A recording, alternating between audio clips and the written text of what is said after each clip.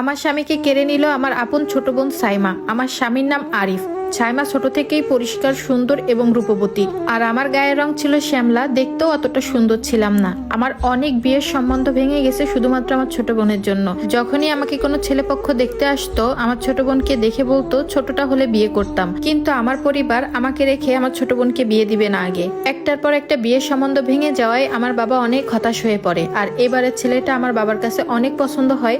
তো যাই হোক, তাদের অনেক রিকোয়েস্ট করে আমাদের বিয়ের জন্য রাজি করায়। আমার বিয়ের সময় আমার বয়স ছিল 22 বছর আর আমার হাজবেন্ডের বয়স ছিল 26 বছর। ওনার একটা কসমেটিক্সের দোকান আছে। বিয়ের প্রথম আমার স্বামী আমাকে একদমই পছন্দ করতো না। আমার বিয়ের এই 1 বছর চলতেছে, তবে এই 1 বছরে আমার স্বামীকে নিয়ে আমি যেখানে গিয়েছি না কেন সবসময় সে মুখ ভার করে থাকতো। আমাকে দেখলেই কেমন যেন রাগ রাগ ভাব দেখাতো। একদিন আমাকে ডেকে নিয়ে বলল, আমি তোমাকে সব রকমের ফর্সা হওয়ার ক্রিম এনে দিব, তুমি মেখে ফর্সা হও, না হলে আমার মান সম্মান থাকতেছে না।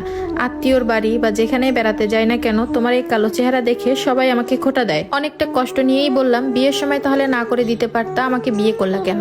তখন সে বলল, আমি তোমাকে বিয়ে করতে চাইনি, আমার বাপ মার জোরাজোরিতে তোমাকে বিয়ে করা লাগছে। আমার এক কথায় বলতে গেলে বিয়ের দিন থেকেই আরিফের সাথে আমার সম্পর্ক একটুও ভালো না। শুধু একসাথে শোয়া খাওয়া সমাজ মেনটেন করতে হয়, ওই অতটুকু। আজ পর্যন্ত আমি আমার স্বামীর কাছে কোনো আবদার করিনি, না আমার স্বামী আমার কাছে কোনো আবদার করেছে বা আমার সাথে একটু মুখ ফুটে কথা বলেছে। সেদিনের পর থেকে আমার স্বামী অনেক ত্বক ফর্সাকারী ক্রিম আমাকে এনে দেয়, যাতে করে তাড়াতাড়ি আমি পরিষ্কার হয়ে যাই। আমিও মাখা শুরু করলাম, কিন্তু কাজের কাজ তো কিছুই হচ্ছিল না।